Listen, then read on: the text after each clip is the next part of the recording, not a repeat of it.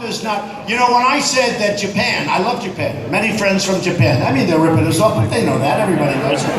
They send millions of cars, we send them practically nothing. You talk about a trade imbalance, take a look. They're up here, we're down below the floor. See the stage? We're below the stage. So, but I love Japan. So I say to the Washington Post, I say, no, we need to get reimbursed. And I made it somewhat economic. We protect Japan, we protect Germany, we protect South Korea, we protect all these nations. And we lose a fortune. When you hear that we have the biggest military budget, by far bigger than any other country, that's true. But you know what we're doing? We're protecting other countries, okay? That's not me, that's not our. Now, I love doing it. But you have to be prepared to walk. They have to pay. NATO. What do you think of NATO, Mr. Trump? Wolf Blitzer, good guy. Wolf Blitzer, great guy. He says, what do you think of NATO? Now, I'm an entrepreneur. I haven't been talking about NATO too much for my life, but I have a lot of common sense. I said two things. It's obsolete, okay? It's obsolete, and I was right. Guys that study it, permanent, they said, it took about a week. You're so into something you don't realize? They didn't even realize. They said, Trump's right, it is. Because it doesn't really cover terror. And you have the wrong nations. 28 nations, but you have the wrong nations. So, and the other thing is, it costs too much, we're giving everybody a free ride. And it turns out to be true, other than 5 countries, we're giving them like a free ride. So when they write it, they don't say those things. They leave out the economics. They say, Trump wants Japan to arm. I don't want Japan to arm. It may be that that's a result, but they have to pay us a fair amount, okay? We cannot continue to lose our shirt so that we can protect Japan from the maniac in North Korea with his nuclear weapon. Okay? Yeah! But that's they don't right! put the full statement. So they have you look like you don't know what the hell you're doing. Trump wants Japan to arm, headline or something. Trump wants to see Japan arm. I don't want to see him arm. But they got to pay us so that we don't lose. I don't even want to make. We got to do something. Saudi Arabia would not be there. I have friends in Saudi Arabia. Saudi Arabia would not be there for a week if we weren't protecting them. And yet they chisel with us. They're fighting us all the time over money. They have more money than anybody. They made, when the oil was high, and don't feel bad for them now, they're making a fortune. But when the oil was high, they were making $1 billion a day. And we're protecting Saudi Arabia. So we need somebody that understands this, folks. Saudi Arabia will pay us a fortune. If we're not protecting Saudi Arabia, I'm telling you, they won't be there for 1 week. Look at what's happening with Iran. The worst deal I've ever seen, the Iran deal. By the way, but I won't. Look at what's happening with Iran. They want Yemen. Well, they don't want Yemen for Yemen. They want Yemen because it's a long border in Saudi Arabia. They want the oil. If we're not there, that oil, believe me, will be gone very quickly. So Saudi Arabia is going to pay. Now here's what's going to happen. We're going to break up the negotiations. It's not going to work. The following morning we get a phone call. Okay, that's what's going to happen. And we're going to build up our money. We're going to build up our nation. We're going to make great trade deals. We're going to have a strong border. Yeah, we're going to have the wall. And who's going to pay for the wall? Mexico! 100%, by the way. 100%. Now look, I was supposed to do this at the beginning of the speech. I got to go quick. Ready? Waterbury. I love Waterbury. Waterbury has suffered tragically as a result of lost manufacturing jobs. Right? That's right! Waterbury has lost nearly 60% of its manufacturing jobs since 1990. 60%? That's bad. What's the same? Folks, I go to upstate New York saying, I go to different places. I mean, you look at what happened with Syracuse and Albany and Poughkeepsie and all these places I went to. They're phenomenal places. And you look at what happened. I go out to the island, out to Long Island, where I love and everything. I'm there all the time. You look at what's happened over there with jobs. Waterbury lost nearly 50% of its manufacturing jobs since Congress voted to put China into the World Trade Organization in 2001. Ted Cruz, Lion Ted, fought hard for this because currency manipulation, devaluation is the single best tool that these countries have to kill us, okay? That's on trade. Ted Cruz supports Chinese currency manipulation because he doesn't fight it. And Kasich went out and voted for NAFTA. NAFTA was the worst thing that ever happened in trade to this country, okay? I mean, a lot of your jobs are gone. Now that was, in all fairness, that was Kasich. And essentially, they're both, right after this election, they're both going to approve Trans-Pacific Partnership, and that's worse than NAFTA. Okay. Waterbury's labor force is 3,000 people smaller than it was just a few years ago. 5 years ago, fellas, what's going on here? This is worse than I thought. What's going on? Mexico! Well, it's not really the wall so much. The wall, yes, for a lot of things like illegal immigration and drugs, but this is really China and other countries are doing it. And it is Mexico, because a lot of your businesses are moving, like Carrier left Indianapolis, a great place. They left Indianapolis, they went to Mexico. And they wouldn't do that with me because I'm going to tax their products coming back in. Now they're going to say we're not going to move, okay? It's very simple. So here's your Hartford Current rights. I assume, are they a good paper? I don't know. They probably won't endorse me. I'm not their top publicity. Today, the factories are largely gone, and the once bustling downtown, still proud, which you are, otherwise you wouldn't be here, right? Has had a seismic shift. I mean, a seismic shift. Representative Tony D'Amelio, where is Tony? Tony, I love Tony. You know why? He's the first one to back me in this area, right, Tony? Come here, get Tony up. Get up here, Tony, get your ass up. He's the first one, it's true. Tony said some great things, and he says great future. Hold on. Good man. Come on, Tony. Get up here. Tony D'Amelio, folks. Get up here. Look at this guy. Tony D'Amelio. Yeah!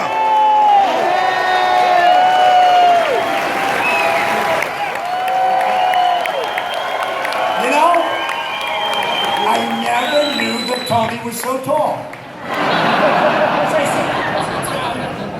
Is he great or what? Yeah! He will make America great again if we stand behind him on election day here in Connecticut. Get out and vote, your neighbors, your parents, everyone. We need to do this, and we will. We will! You're a good man. He went out, he was the first one, and I appreciate that. I never forget. You know, some of these guys are endorsing me, and it's great, I love it, but you know, they endorse Bush. Then they endorse somebody else, and then somebody else, and then they call, we'd like to endorse you. I say, let's see, what's his record? Oh, gee, boom, boom, boom.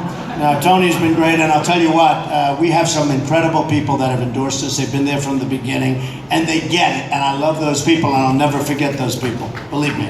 So the bottom line, and just to finish this off, Connecticut's doing very poorly, and we don't have to talk about it anymore, because it's all depressing, okay? We don't want to talk. Because what Tony said is right. We're going to bring our jobs back.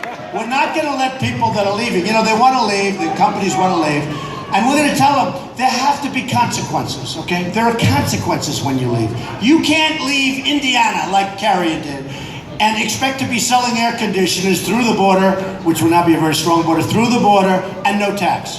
And I will tell the people at Carrier, and I will tell the people at Ford who are building a $2.5 billion plant, and now they've just announced they're going to make it even more. I will tell them, you know, good luck with your plants, and good luck, enjoy the very hot weather. I hope you enjoy it. Speaking of heat, it's about 200 degrees in here.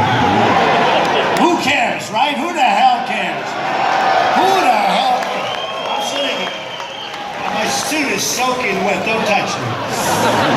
But this room wasn't designed for this many people. That's all I know. It's very simple. But you know what? When you look at what's going on, there have to be consequences for companies that leave our country, go to another country, and then think they're going to sell product back to the United States and not be taxed. There are consequences. That's right! That's right! And you know, if I had 5 minutes in a room with the president of Carrier Air Conditioning, and just even as a representative of the president, and again, I want to make the call. You've heard me say this. I want to make that call so badly. I want to make that call so badly, but you know. But if I had 5 minutes in a room with the head of carrier, and if I said, listen, here's the story. You're right now in Indiana, and you're going to move to Mexico, and you just let go of 1,400 great people. I saw them on television. You saw the way they were let go. It's vicious. You just let go of all these people that have been there for 30 years, 25 years. They were at a speech. Many of them were at a speech I just made in Indiana. I said, here's the story. If you move, I wish you luck. But you're not going to sell your product in here. We're not going to be the dumb people. You know, I love free trade. I think it's great. But we don't have smart people representing us. We have dumb people representing us. Or they're people paid off by the special interests. They get campaign contributions. Because honestly, nobody can be that dumb. Do we agree? Nobody. So I'd say if you leave Indiana and you're going to make your air conditioning units, every unit that goes across that border, you're going to have a very substantial tax to pay, like 35%, okay?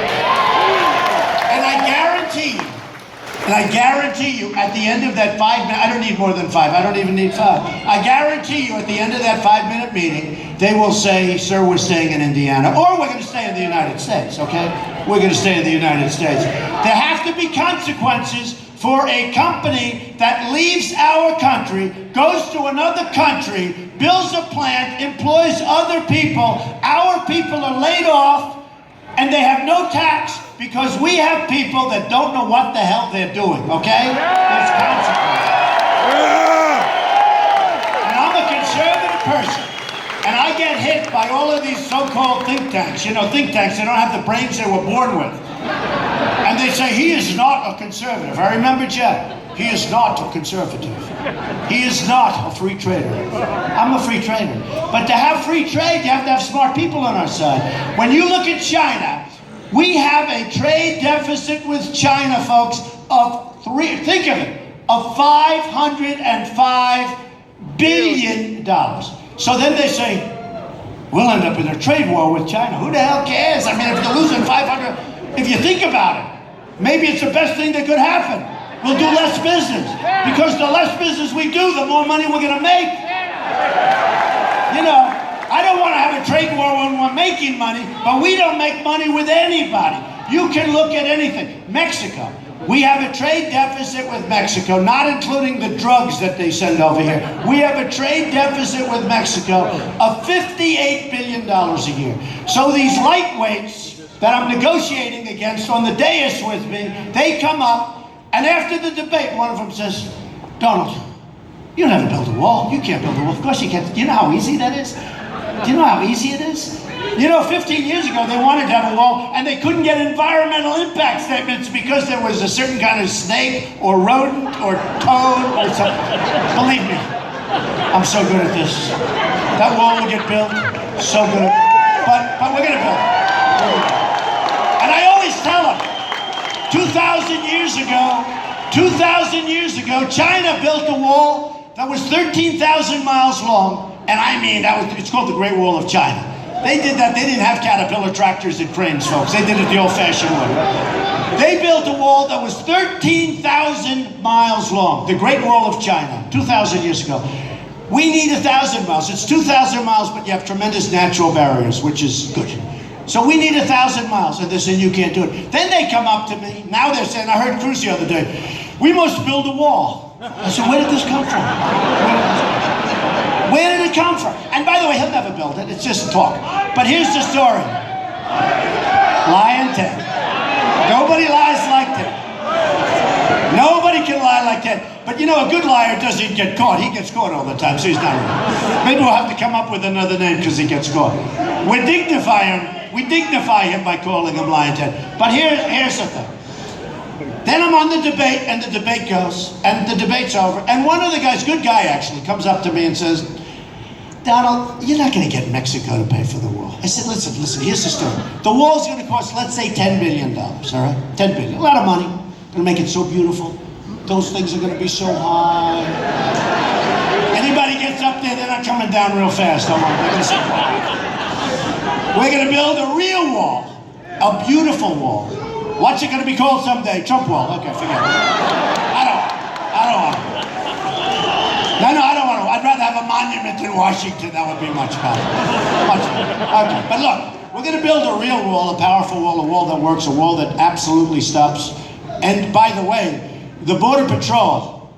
16,500 Border Patrol folks who are phenomenal. They want to do their job and they're told to stand back. Let people come in. These are great people. Let me tell you, these are great people. So what happens is they come in, and you know part of the reason they want to do this is because those people, when they ultimately become citizens, there's not one person going to vote Republican, I can tell you. That's one of the things they have in their mind. Not one person will be in 10 years, in 20 years. So you can forget that. Somebody will say, well, that's good. We must go and meet the people and greet them and talk about the Republican values. I said, are you crazy? You don't have a shot. So that's one of the reasons, in my opinion. Okay, what do I know? But here's the thing. The wall is going to get built. The wall is going to be a great wall. And when I go back and tell these companies that you leave the United States, you're going to have major consequences to pay. You're going to be paying tax when you send your product back here. Not one company is going to leave the United States. And I'll go further. If you notice corporate inversions, you see corporate inversions. We have, if you notice, for 5 years, the politicians have been talking about this subject because we're getting drained, folks, all over the country. Forget about Waterbury, forget about Connecticut, all over the country. We're being drained of our jobs, drained of our factories, millions and millions of jobs. Somebody said as much as 6 million jobs. I mean, think of it. You can't do this. You can't do it. We're not going to have a country left.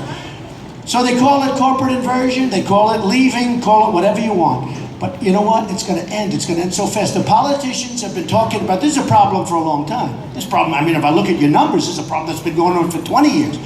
But this is a problem that's gotten really bad lately. Really bad. It's out of control. Now, they're talking about it for 5 years. I mean, heavy talk. They can't come up with a solution. They want to give money to companies. You don't have to give money.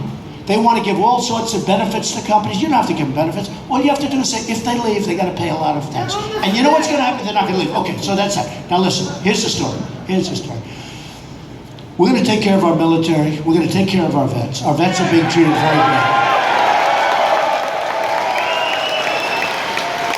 We're going to repeal and replace Obamacare. It's a disaster. Yeah! Yeah! Get rid of We're it! going to end Common Core, and we are going to bring education. Yeah! We are going to protect our Second Amendment, folks. There's a big move. They're chipping away.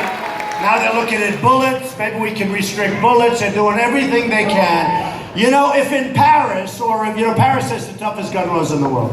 If in Paris, the other side had like a couple of these dudes right here in front of me, tough, with a gun strapped to their waist or to their ankle, and the bullets were going in the opposite direction, you wouldn't have had 130 people killed and hundreds of people whose lives are ruined in the hospital. And the same holds true for California, where you had the so-called radicalized people. I mean, we have a problem. We have a radical Islamic terror problem. And we have to, you know, you can't solve a problem unless you're willing to talk about it. We have a president that refuses to use the words. He refuses. Even when there's a horrible attack, he refuses to use the words. Because he is Why? one! You'll have to figure it out. Why? You'll have to ask him. He is You're one! not going to solve a problem if you're unwilling to talk about the problem. And it is a problem. It's a serious problem. And we'll solve the problem. But it is a serious problem. Obama is a terrorist! Protect our Second Amendment. We're going to protect it. We are going to make trade deals that are phenomenal for our country. You know, we have all of these deals, and if you look at China, what China has done to us is and I say it a lot, is the single greatest theft in the history of the world. We have rebuilt China with the money they've taken out. This has been going on for a long time. This is before Obama. This is a long time. I'm going to blame Obama, but this is a long time, okay? No. In all fairness, this has been going on for years. And you know the reason? Because you have companies and China itself, and they all have these powerful lobbyists in Washington, and the senators and the congressmen don't do anything. I'm self-funding my campaign, folks. I'm going to solve the problem so fast. Yeah! No handouts! So last weekend, you probably saw where the head of finance in China, a very high official, said, we don't like the tone of Donald Trump. We don't like his attitude. And he will destroy free trade. And they called up and they said, will you have a response? I said that, and I said, that China has ripped us off perhaps more than any country ever in the history of the world. And I said it's the single greatest theft in the world. I said it's not going to happen any longer. But I am so honored when the head people in China are watching what's happening with our movement. I'm so honored by that because you know what? They know that they're ripping us. They are so much smarter than our negotiators. We have political hacks doing the negotiation. They have the smartest people in all of Asia. They have the smartest people in all of China doing their negotiations. And I know China. I've made a lot of money dealing against China. I have buildings in California. I have phenomenal, I sell condos. The biggest bank in the world is a tenant of mine from China. I love China. I think China's great. I'm not angry at China. And I'm not angry at Mexico, and I'm not angry at Japan. I'm angry at our leaders for being so stupid. Get him out of here! Get him out of here!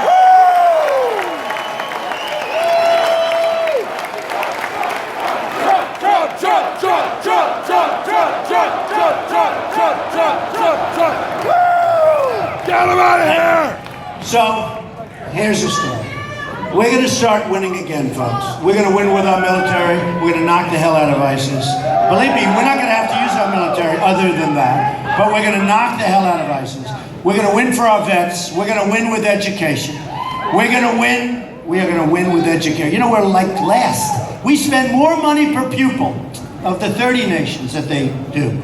We spend more money per pupil than any other nation. Think of this. We spend more money. You have Sweden, Denmark, Norway, China, Japan. There are some others. They're the best.